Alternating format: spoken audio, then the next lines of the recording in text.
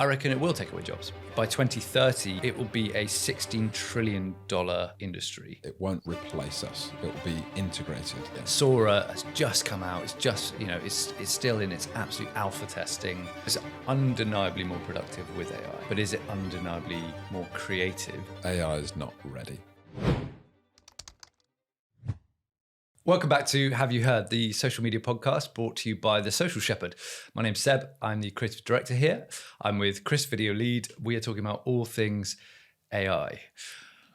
So it's a big topic. Lots going on in the industry. We actually filmed this podcast last week before there was a fairly heavy development in the AI world. Mm-hmm. Before we get to that, AI in general, Chris, how's that journey been for you?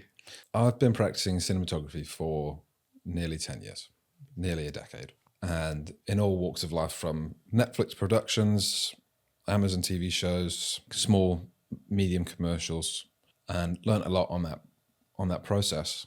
And AI coming in, even to a small level, on things like DaVinci with Relight, where you can go in and basically manipulate the light within an image, is nuts. It's actually nuts. Because the innate kind of foundation of a creative, whether you're a designer, a filmmaker, whatever it is, you are a perfectionist. You're seeking absolute perfection. And AI is coming in and kind of taking that first brunt 30% off of you. So the barrier to entry is way lower, which is brilliant. But I don't think it's going to replace any of us. I don't think it's going to take over. I don't think it's going to ruin anyone's careers, basically. I do think, however, it is just going to make us that much better. It's got a lot of way to go. There's a lot of things it's not doing. There's, 6 fingers on an image, legs crossing over.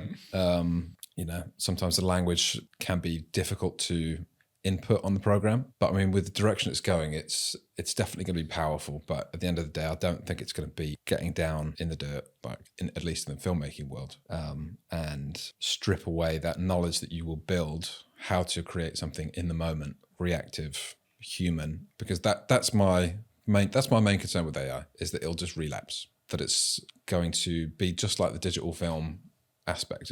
It's incredible, but people will come back to film. They'll still shoot on 70mm IMAX film. Yeah. They will still go back to a 35mm They'll seek film camera. authenticity. They will seek authenticity.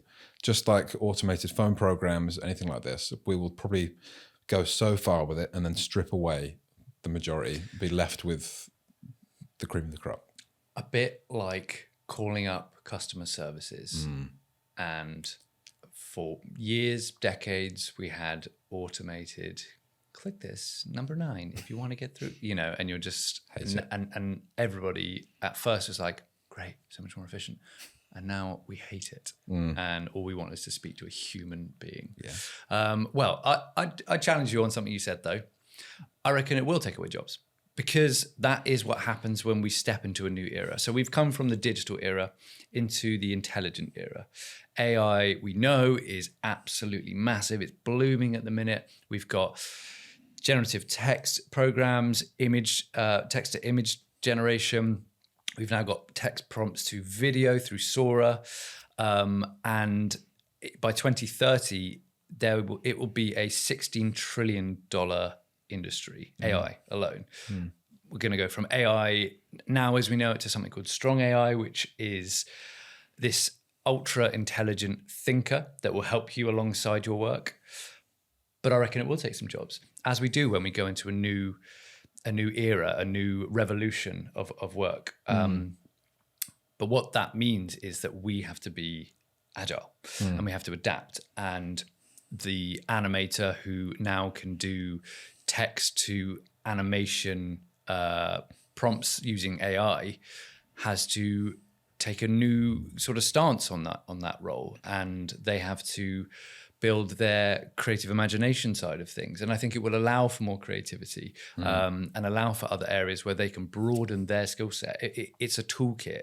It's a wild one that is, for a lot of people, kind of scary. Like we've implemented it into our storyboarding at the minute, and I think it's working quite nicely because for some of our creatives who are producing briefs for our clients, and before would have to write what that scene might look like, maybe pull some references off Google or pop culture film, whatever it is, in order to get across what they're trying to do with that sequence.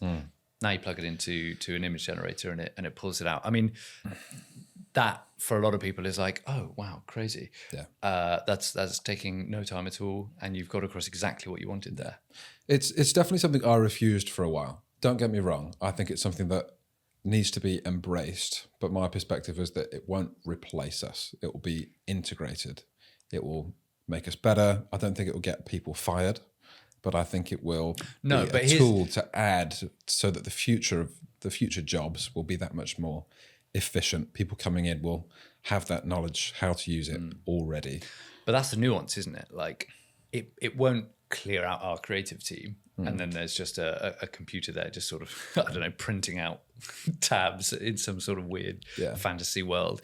But I think our creative team will have to accept it, be agile, and also be researching what's happening within their field. As you say, AIs within DaVinci lighting, building that into our workflow. When Sora develops, do we look to that rather than stock video, where we might have sort of build that into some work that we've done because we want actually a shot of, I don't know, the jungle, but actually want a specific one that moves through the trees that actually would be quite hard and hasn't been captured through Adobe or a different site, Yeah. I mean, I can't really go and film a mammoth walking through the snow, can I? Not easily. No, not easily. Although they are trying to bring mammoths back. Yeah. Do you know that? AI. No, not AI. Scientists somewhere in a lab with nothing else to do. Okay. They probably came up with AI, didn't they? Yeah. Same guys. I think what we're getting at is that AI will maximize teams currently, and agencies, individuals, businesses that embrace it fully, and every single person in their team is utilizing it to the best possible standard, they'll become a force of nature, because AI doesn't stop. Monday to Friday, it's always going. It's thinking, it's making it.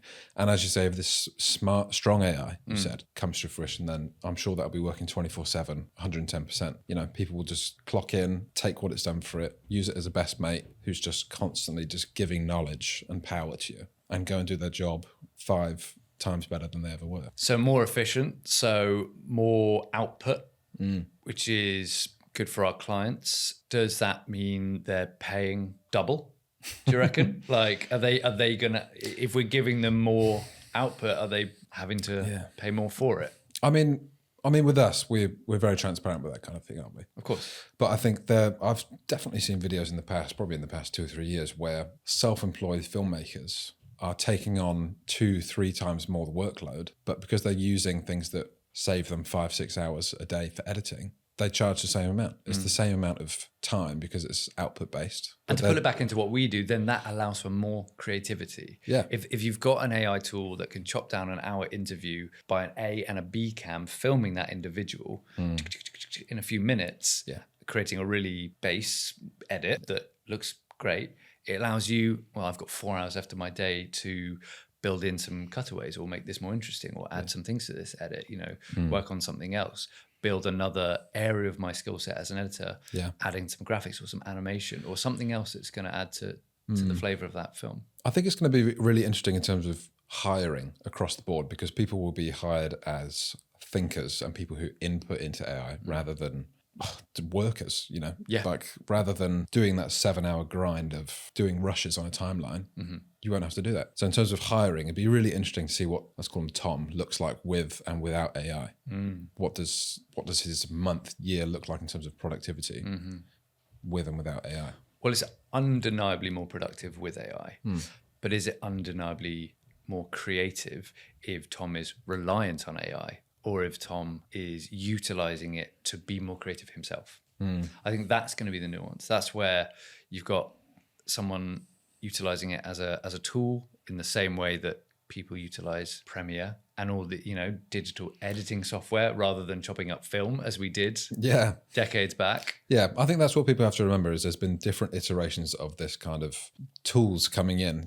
This is a big one for sure. Yeah. But like, there's been versions of this in the past, you know, with digital filming, all this kind of. And we need to remember it's in its infancy right now. Like, it is not perfect, and it's certainly not intelligent. I think it's very generative. I mean, there's massive conversations and lawsuits around image generation, text to image generation, AI, because it's pulling from other artists' work and mashing it together to create your requested image. And yes, it can give you variations of that, and you can go through variation and variation. You can spend all day trying to get that portrait of a Labrador with a top hat on, or whatever it is, until you find the right one. But I think when it comes to video, and I think that's you know where our focus is. It's in its infancy. I mean, Sora has just come out. It's just, you know, it's still in its absolute alpha testing. There's some really interesting pieces of work that it's showcasing, including animation as well within that. So there's a video that is showcased of a little furry creature, like nicely lit by this candle, and it's trying to get its hand. I've seen it, hand near it. It's really nice, and it looks really clean. And if it's created that instantaneously, that's a few weeks of probably a team's time or a couple of individuals' time to create that bit of animation. Wild in itself. But what are the boundaries to that sort of expanding? Well, I mean, one thing, you might agree with this, but one thing I'm massive on in the world of brand, and I'm quite romantic about brand narrative, brand stories, people engaging with, you know, their audience, is being distinctive assets. You know, when you see a certain image or you hear a certain phrase, or you associate it then with a brand who's done so much work to associate themselves with that look, that sound, whatever it is.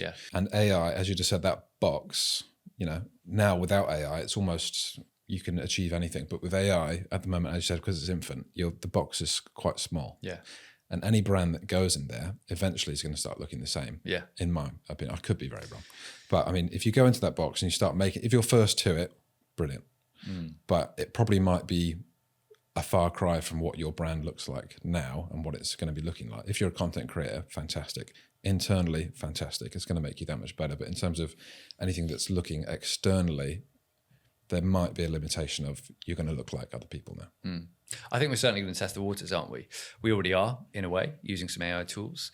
I think when it comes to AI video and AI animation that's generated, I think we will probably look to include it in some client work and have those conversations with clients about whether this works for them, and just be transparent about the fact that it's come from an AI model, but there has to be purpose behind it. It's not just because, it's not just so we can save time. It's that actually what that AI can do, maybe for our client's budget, is better for them. You know, they can create a piece of animation, because I've seen a really cool piece of AI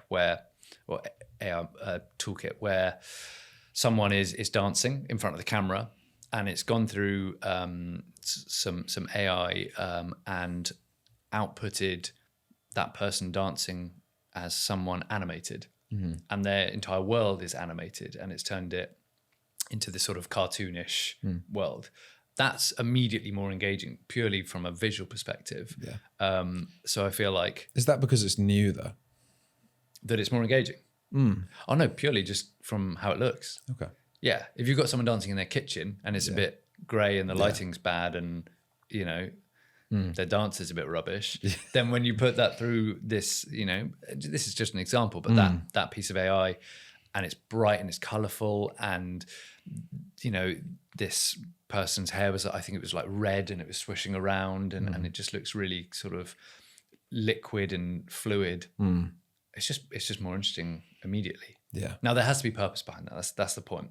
So we'd have to figure out, are we doing this for the right reason? And I think constantly challenge ourselves on whether we're using AI in the right way. Absolutely. Yeah, it shouldn't be the first go-to. It should be a look at the brief. What's the objective? Should we use it? Should we not? Yeah. And does it stand out as distinctive? Yeah. Because that, as you say, is a massive thing. If it looks like everything else on social, guess what? It doesn't perform well. Yeah. because it gets lost. Yeah. And social is absolutely inundated with AI content at the minute. So for our clients and the brands that we are producing for, finding those nuances, utilizing AI, I feel will be tricky. That will be the task, really. Yeah. Is this useful in pre-production, or actually can we look to find a route in production that stands out as distinctive and is there for a purpose and will perform well on social? Yeah. I think just to go full circle, AI is not ready. That's my sweeping statement. AI is not ready for external final resource, the final look. It's definitely just a tool at the moment, as you say. No, I think you're right, but I reckon we'll do this podcast again Next week. probably next week. I was going to say 6 months, and the landscape would have changed massively. Yeah. Thank you so much for listening to Have You Heard? Chris and I had a lot of fun talking about AI there. Stay tuned. There'll probably be another one soon. Give this video a like and subscribe for more content wherever you're listening.